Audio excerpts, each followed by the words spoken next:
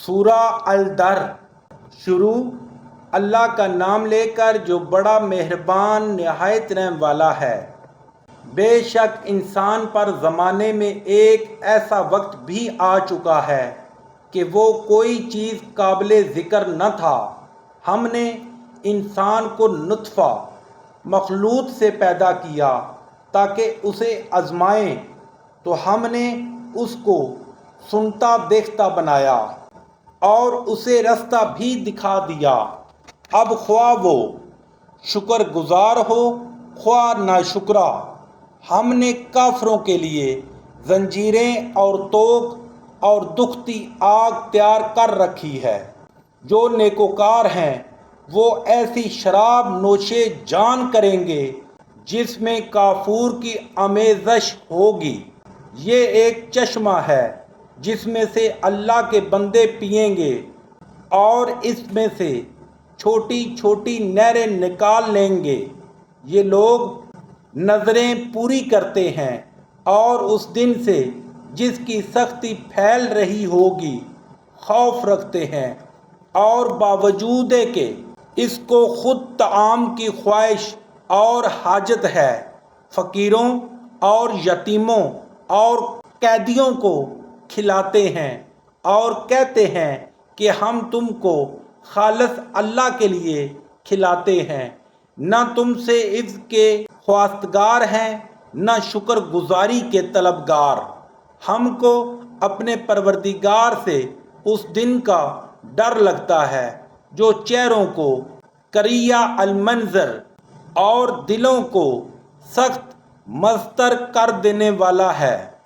تو اللہ ان کو اس دن کی سختی سے بچا لے گا اور تازگی اور خوش دلی عنایت فرمائے گا، اور ان کے صبر کے بدلے ان کو بہشت کے باغات اور ریشم کے ملبوسات عطا کرے گا۔ ان میں وہ تختوں پر تکیے لگائے بیٹھے ہوں گے۔ وہاں نہ دھوپ کی حدت دیکھیں گے نہ سردی کی شدت۔ ان سے ثمردار شاخیں اور ان کے سائے قریب ہوں گے، اور میووں کے گچھے جھکے ہوئے لٹک رہے ہوں گے۔ خدام چاندی کے باسن لیے ہوئے ان کے ارد گرد پھریں گے، اور شیشے کے نہایت شفاف گلاس اور شیشے بھی چاندی کے جو ٹھیک اندازے کے مطابق بنائے گئے ہیں، اور وہاں ان کو ایسی شراب بھی پلائی جائے گی جس میں سونڈ کی آمیزش ہوگی۔ یہ بہشت میں ایک چشمہ ہے جس کا نام سلسابیل ہے، اور ان کے پاس لڑکے آتے جاتے ہوں گے جو ہمیشہ ایک ہی حالت پر رہیں گے۔ جب تم ان پر نگاہ ڈالو تو خیال کرو کہ بکھرے ہوئے موتی ہیں، اور بہشت میں جہاں آنکھ اٹھاؤ گے کثرت سے نعمت اور عظیم الشان سلطنت دیکھو گے۔ ان کے بدنوں پر دیبا کے سبز اور اطلس کے کپڑے ہوں گے، اور انہیں چاندی کے کنگن پہنائے جائیں گے، اور ان کا پروردگار ان کو نہایت پاکیزہ شراب پلائے گا۔ یہ تمہارا صلہ اور تمہاری کوشش اللہ کے ہاں مقبول ہوئی۔